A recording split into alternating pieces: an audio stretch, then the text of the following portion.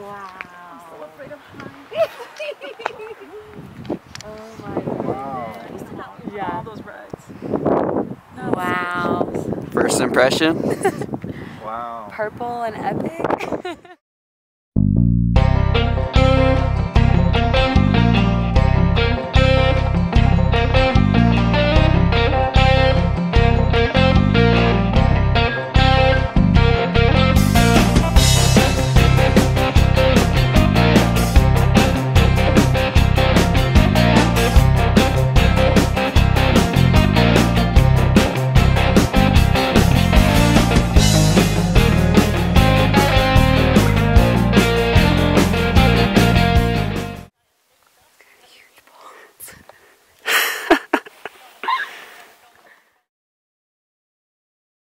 We're back! Hey! We met up with Nick and Lauren! And we're in the Grand Canyon! It's pretty awesome. Epic sights. So far, so good. Pretty grand.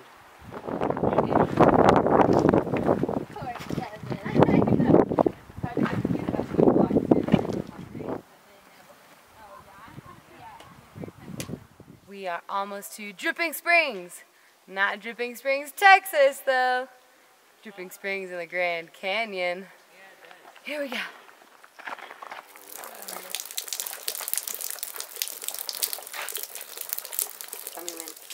So there's water coming out of a rock in the middle of the Grand Canyon, and we call this Dripping Springs. And the cool thing about springs are whenever the rocks and the tectonic plates uplift, it shifts everything. And so the waterways that were running through there get shifted, and those cracks in the rock actually create these little passageways for water like this to flow out. So while it seems like we're in the middle of nowhere, there's actually little water tables flowing through here, creating this spring. Come on,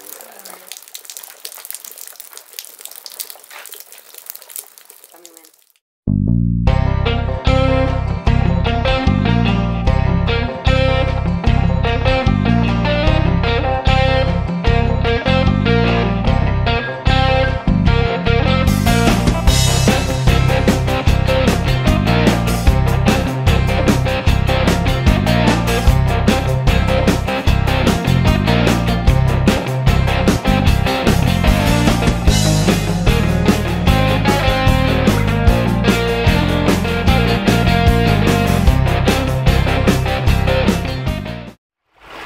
Like a beautiful, lush oasis with Indian springs running between my legs is actually desert in the Grand Canyon. And we've hiked 4.5 miles down to get here. We've got 3 more miles to get to the Colorado River. But spring water is the only source of drinking water for all of the Grand Canyon, north and south rim. There's a huge spring on the other side on the north rim called Roaring Spring. And there's a pipeline called the Trans-Canyon Pipeline that brings all the water up to the south rim for the residents and visitors. But this pipeline is supposed to last for about 30 to 40 years. We're now at year 65 and it's in bad shape. They have 3 to 25 breaks a year, and each break can cost $25,000 to repair because mules or helicopters have to be brought in for all of the supplies. Because we are in the middle of a beautiful nowhere. And U.S. Congress has yet to approve a budget to rebuild a new pipeline. There's been multiple occasions they've had to shut down all visitation to the Grand Canyon because they can't get any water out there. And so water conservation, especially here, is of the utmost importance. So we're here trekking through some water and on to the Colorado River. Dum, dum, dum.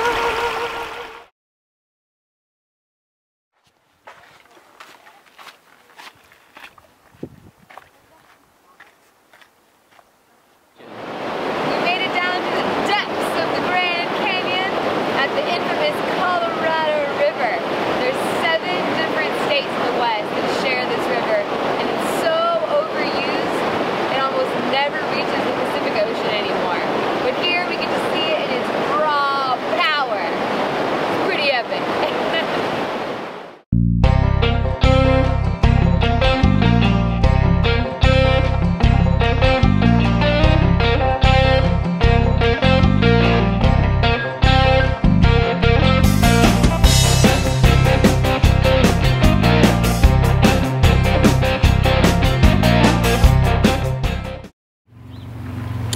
Every night before bed, usually around dinner time, we make our breakfast for the next morning.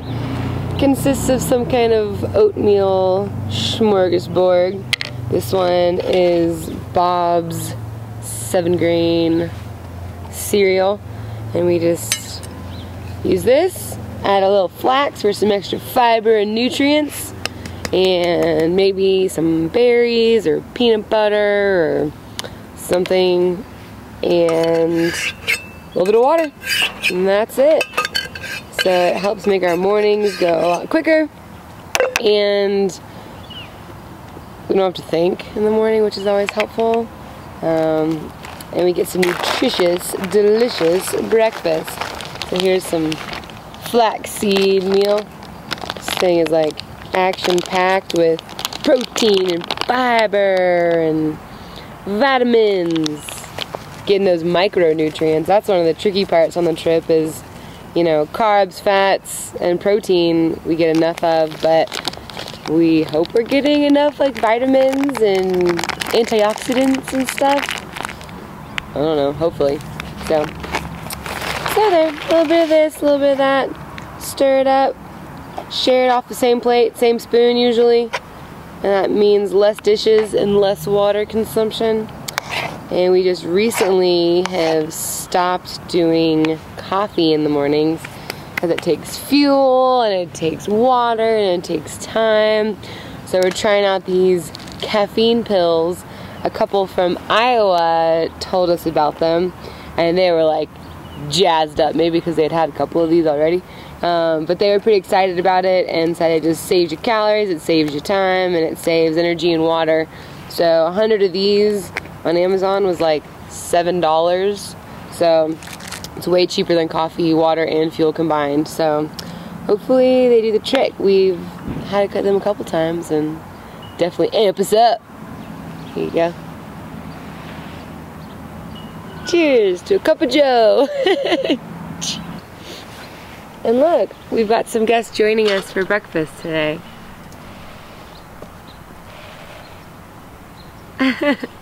Those are big old elk.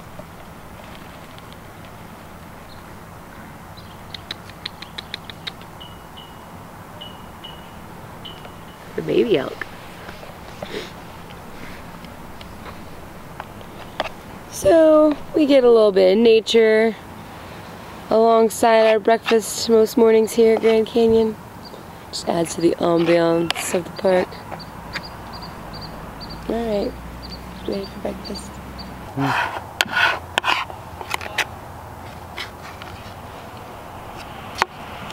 So the first step to easy dish cleaning while on the road and using as little water as possible because it's heavy to carry is eat as much as possible off your plate. That is less to clean.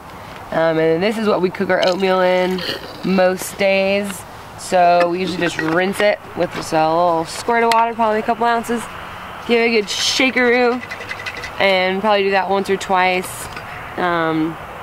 And probably on the third day, we'll actually wash it with soap and water. Get it fresh again. But for now, we'll use it again tonight for the exact same ingredients. So what's the point of getting it too clean? Mostly good, right? Alright. Step 1. Then spoon. We have our little blue towel. So this little thing dries really quick from REI. And again, this kind of stuff, we usually don't use soap until like wash number 3-ish, 4-ish. I feel like it helps with our immune systems too. Alright, and then just give it a little wipe down. This is the water I use for that thing. And I'm gonna go water the little tree with it.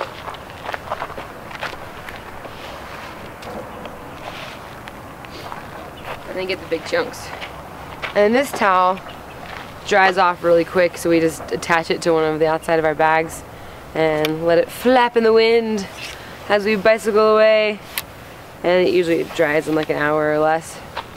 Yeah, there, pretty much clean. Ta-da! There's that, and then we'll wash this every couple days. So morning dishes are done.